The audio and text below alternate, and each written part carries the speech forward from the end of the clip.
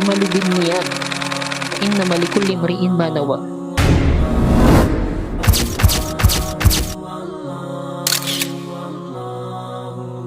Halimbawa, may bisita kayo sa bahay niyo. Pagkatapos, biglang dumating yung adan. Dumating yung adan at ikaw hindi mo masyado isinasabuhay ang pagsasala o ang pagtatayo ng obligadong sala. Pero nang dahil may bisita ka, magsasala yung tao na yun ngayon, magsasala ka. Dahil may bisita ka. Kaya pag nakita nila na hindi ka magsasala. So para saan yung gawain na yun? Para dun sa bisita. Hindi yun para kay Allah. Bakit? Dahil kung yun ay para kay Allah, kahit wala kang bisita, gagawin mo yan.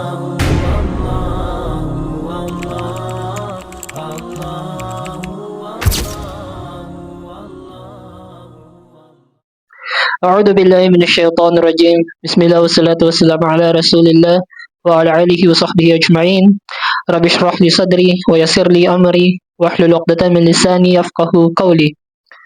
Lahat ng papuri at pasasalamat ay para lamang kay Allah subhanahu wa ta'ala, ang Panginoon ng lahat ng nilalang. Ako'y sumasaksi na walang Diyos na dapat sambahin maliban kay Allah, at ako'y sumasaksi na si Propeta Muhammad sallallahu alaihi wasallam ay kanyang huling propeta at kanyang huling sugo. Mga kapatid sa Islam, bilang pambungad, dahil kong pasalamatan yung mga admin natin dito, mashallah, sa walang sawa nila na pag-aasikaso, pagbabahagi ng mga kaalaman, maging sa ating mga sheikh na patuloy na nagbabahagi ng kaalaman pagdating sa GC na ito. Tuwing gabi, halos araw-araw rin natin ginagawa. Gabi-gabi natin inaabangan at sa mga patuloy na nagsasaayos ng pag-aaral natin na ito, alhamdulillah, biyayaan naman sila ni Allah subhanahu wa ta'ala sa kanilang pagsisikap at maging sa mga tagapagturo dito. No? At biyayaan pa tayo naman ni Allah ng mga kaalaman na mapapakinabangan natin pagdating sa ating relihiyon, na kung saan maaaring maging daan natin patungo sa paraiso ni Allah subhanahu wa ta'ala. So, inshallah, maikli lang to, di natin papabain para sa mga ibang may papasukan pa. Ang pag-uusapan natin ngayon ay patungkol sa intention o yung layunin ng tao. Okay? Bilang pangbungad, mga kapatid sa Islam, minsan natanong na ba natin sa sarili natin na alam niyo yung gawain ng isang kabutihan at yung nandun yung gagawin mo na siya at bigla kang napaisip na, teka, para kanino ko ba ito ginagawa? Ito ba ay para kay Allah? Ito ba ay para sa mga nakakakita lamang? At yan ang pag-uusapan natin ngayon, inshallah. Maikli lang to at naway makapulutan natin ng aral. Unahin natin ang tinatawag na, gusto ko lang din isingit ito. Yung tinatawag na, di ba ang shirk merong dalawang uri, shirkul akbar at saka shirkul asgar. Okay?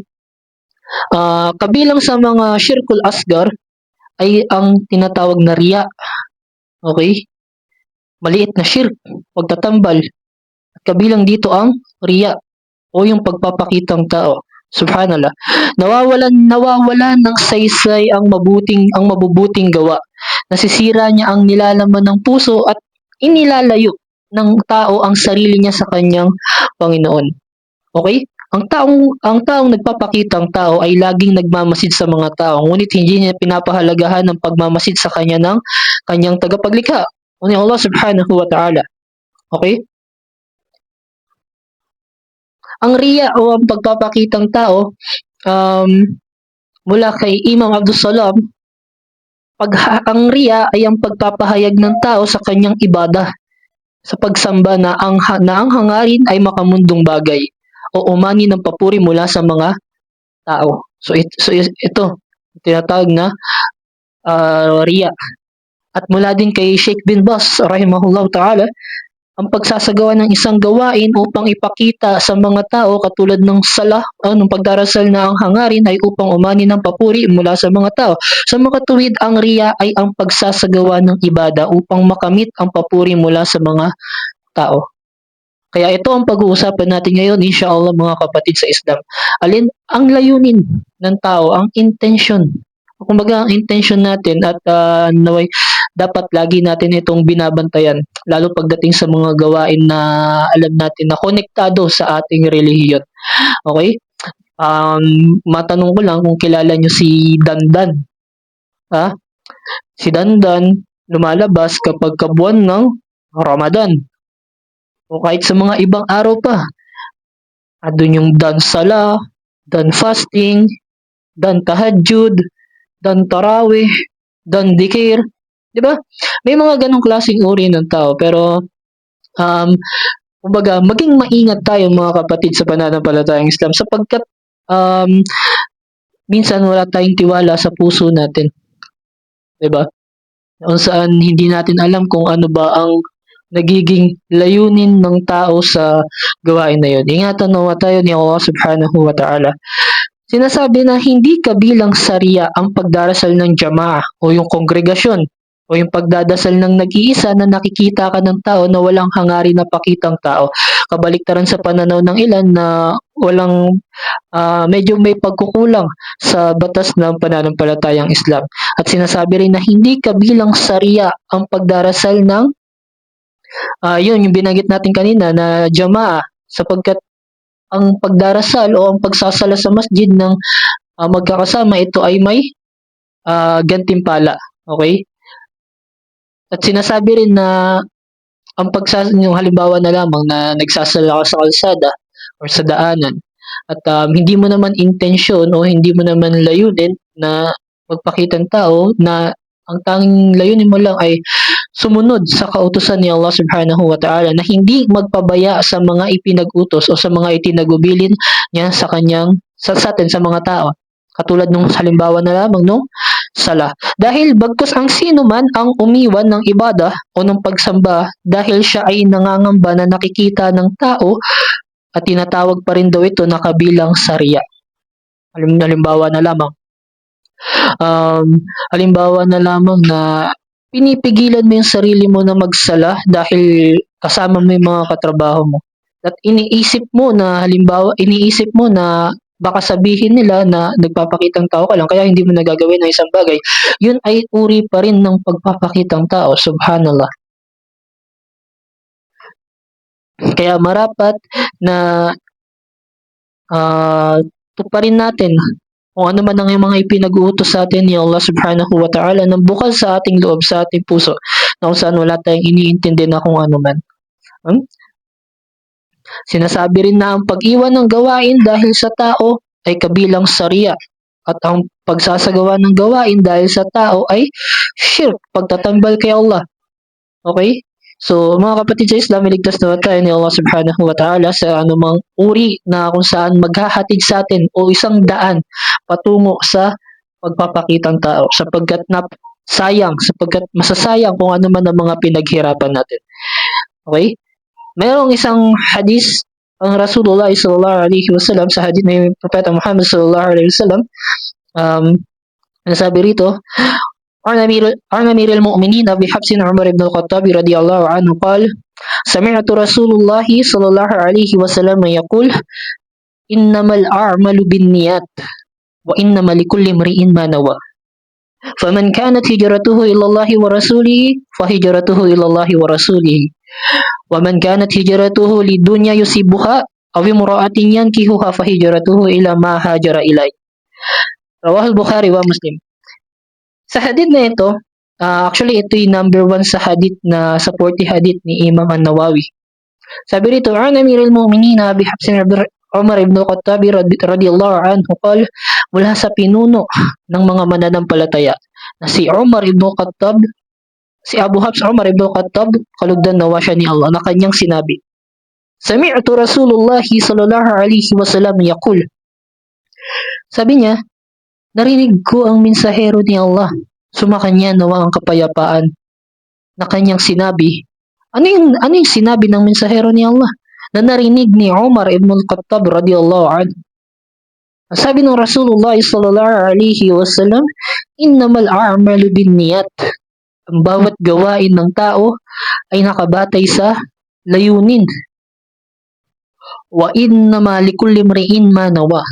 At ang tao ay ginagantimpalaan ayon sa kanyang nilayon. So, kung sa umpisa pa lang mapapansin natin na ang gawain ng tao ay nakabatay sa kanyang layunin. At ang tao ay ginagantimpalaan ayon sa kanyang nilayon.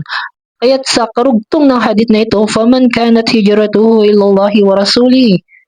Kaya't kung sino man ang lumikas patungo kay Allah at sa kanyang mensahero, fahijratuhu ilallahi wa rasulihi. Kung gayon ang kanyang paglikas ay para nga kay Allah at sa kanyang mensahero. Allahu Akbar.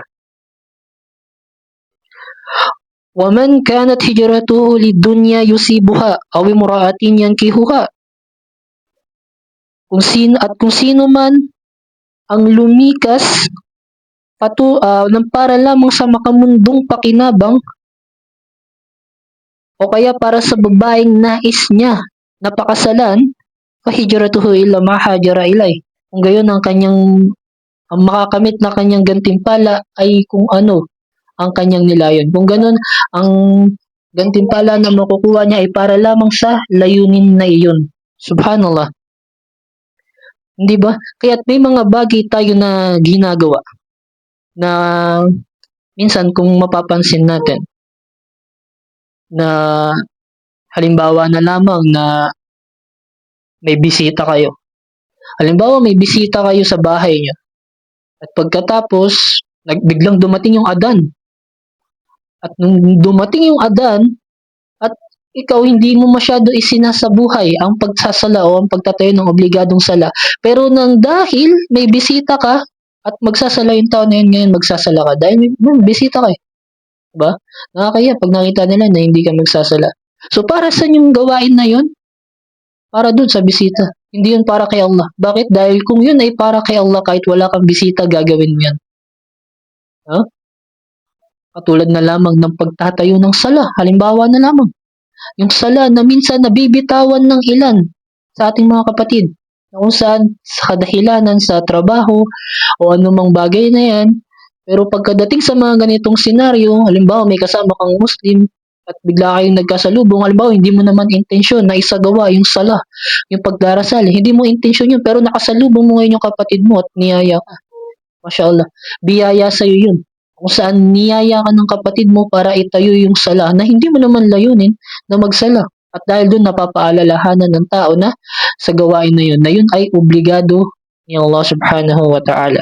Kaya napakahalaga ng ating layunin o ng ating intensyon. Suriin natin maigi ang anumang ating ginagawa kung ito ba ay para sa ikalulugod ni Allah o para lamang umani ng papuri na nagmumula sa mga tao. Minsan sa intensyon, dito tayo sumasablay. Kaya marapat lang nalinisin natin ang ating intensyon at gawin natin ang isang bagay para sa kailulugod ni Allah subhanahu wa ta'ala. Ano ang mapupulot natin na aral sa hadith na binasa natin kanina? Ang hadith na ito ay isa sa mga hadith na kung saan napakahalagang paksa na bumubuo sa Islam. Kaya naman ang sabi ng mga ulama, nakasalig ang Islam sa dalawang hadith. Ang isa rito ay ang hadith na ito at ang pangalawa ay ang hadith na naiulat mula kay Aisha radhiyallahu anha. Na ang sabi doon ni Aisha, ang sino mang gumawa ng gawaing hindi tugma sa aming gawain ay hindi ito matatanggap.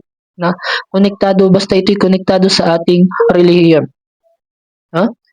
Ang hadith na ito ay haligi ng mga gawaing may kinalaman ng puso, gawaing puso, na kung kaya ito ay timbangan ng mga gawaing nakakubli o hindi hayag. Samantalang ang hadith na naiulat mula kay Aisha radhiyallahu anha ay haligi naman ng mga gawaing panlabas. Sa kasunod, ang hadith ay nagpapahayag na ang gawaing pagsambay hindi katanggap-tanggap kapag ito ay hindi ginawa alang-alang kay Allah subhanahu wa ta'ala. Okay? Katulad ng binanggit natin kanina. Nung may dumating ka na bisita, gagawin mo ngayon yung sala. Bakit? May bisita, nakakaya. Kukwento niyo sa iba, hindi tayo nagsasala. Subhanallah. So yung sala mo na yun para yun sa bisita mo at yun na hindi para kay Allah subhanahu wa ta'ala. Diba? At isa sa mga makukuha nating aral dito ang paghihimok na taglayin ang ikhlas o katapatan ng puso para kay Allah subhanahu wa ta'ala. Dahil sabi rito, unang uri ang mga taong gumagawa ng mga gawain na ang layunin ay para kay Allah at hinahangad ang kanyang habag at ang kabilang buhay. Pangalawang uri, kabaliktaran ng nauna at dito ay nararapat na himukin sila sa pagkakaroon ng ikhlas para kay Allah. Kasi sinasabi rito na hinati ni Propeta Muhammad sallallahu alaihi wasallam ang mga tao sa dalawang uri. Yun yung una, yung binanggit natin kanina, mga taong gumagawa ng mga gawain na ang layunin ay para kay Allah at hinahangad ang kanyang habag sa kabilang buhay at ang kabilang buhay. Pangalawa ay yung kabaliktaran ng nauna, na ito ay nararapat na himukin sila sa pagkakaroon ng ikhlas para kay Allah subhanahu wa ta'ala. At kinakailangan na pangalagaan ng isang tao ang ikhlas sa paghimok dito. Dahil sa ito ang mahalaga at pangunahing haligi sa pagkakalikha sa sangkatauhan. Kaya't sinabi ni Allah subhanahu wa ta'ala mula sa maluwalhating Quran, A'udhu billahi minasyaitonir rajim, wa ma khalaqtul jinna wal insa illa liya'budun. At hindi ko nilikha ang mga jin at tao maliban sila ay sumamba sa akin, para sumamba sa akin. Kasunod, kahusayan sa pagtuturo ng Rasulullah sallallahu alaihi wasallam. At ito ay magkakaibang paraan ng paglalahad at ang pagbabahagi-bahagi nito. Ang tao ay mapagkakalooban ng gantimpala o parusa batay sa kanyang nilayon sa kanyang ginawa, kagaya ng sinabi ng Rasulullah sallallahu alaihi wasallam, innamal a'malu binniyat wa innamal likulli imri'in ma nawa. At ang tao ay ginagantimpala, ang bawat gawain ng tao ay nakabatay sa layunin at ginagantimpalaan ng tao ayon sa kanyang nilayon. Okay? Kaya naway makapulutan natin ito ng aral at makadagdag sa atin na magsilbing paalala maging sa aking sarili. Okay? Ang okay, tuloy tayo. Bilang panghuli mga kapatid, nais ko itong banggitin ang yung tinatawag dito na yung hijrah, yung paglikas ng Rasulullah sallallahu alaihi wasallam mula Makkah to Madina ay mula sa mabuting gawain. Kung ang layunin ng kanyang paglikas ay para kay Allah at sa kanyang mensahero, at lahat ng gawain na ang layunin ay para kay Allah at sa kanyang propeta, tunay na ito ay mapapabilang sa mga gawaing mabuti. Dahil ang hangarin dito ay mapalapit kay Allah subhanahu wa ta'ala at pagpapalapit sa kanya ay isang gawaing ibada. Okay? Ang paraan na kung saan pagpapalapit sa kanya kay Allah subhanahu wa ta'ala ay gawain pang ibada. Okay? Kaya mga kapatid sa pananampalatayang Islam, at may nakadagdag ito sa ating kaalaman, sa ating mga araw-araw na pag-aaral. Magsilbing paalala ito dahil minsan dito tayo sumasablay sa ating intention o sa ating layunin. Okay? Minsan may mga tao na hindi nila, kumbaga ang layunin lamang nila ay para sa kasikatan at nakikita mo yun sa kanilang sa mga gawain nila, pero Allah Ta'ala alam at ilayo nawa tayo ni Allah Subhanahu wa Ta'ala sa mga ganitong klaseng gawain na kung saan ang ating ginagawa ay hindi para kay Allah Subhanahu wa Ta'ala. At ito ay para sa papuri ng mga tao na nakapaligid sa atin. Kaya sa madaling salita, ang gawain na yon ay napupunta lamang sa nasasayang sapagkat hindi siya para kay Allah Subhanahu wa Ta'ala. Halimbawa na lamang, ikaw ay pumasok ng masjid. Pasok ka sa masjid, 2:00 ng madaling araw. Tapos, nagsasala ka. Obserbahan natin yung mga sarili natin. Maya-maya, pansinin natin pag may dumating na tao, gagalingan natin yung sala. Gagandahan natin. Kasi may tao, may nakatingin. Obserbahan natin yung mga sarili natin dito sa mga ganitong klaseng pagkakataon. Kulang na lang, sabihin natin dun sa dumating na yun, alam mo ba, kanina pa ako 2:00 dito. Diba? Subhanallah. Kaya napakahalaga ng intensyon mga kapatid sa Islam at nabibigyan tayo ni Allah Subhanahu wa Ta'ala ng napakalawak na pag-unawa, kaalaman sa ating relihiyon at magsilbi itong paalala, gabay na kung saan pagdating sa mga ganitong klaseng senaryo maging handa tayo at ibalik natin yung intention natin para kay Allah Subhanahu wa Ta'ala. Kagaya ng nabanggit sa hadith na kung sino man ang lumikas para sa makamundong pakinabang o sino man ang lumikas para kay Allah at sa kanyang mensahero, kung gayon ang kanyang paglikas ay para nga kay Allah at sa kanyang mensahero. Pero kung ikaw ay gumawa ng isang gawain na ang layunin mo lamang ay para sa makamundong pakinabang, makamundong buhay, wala.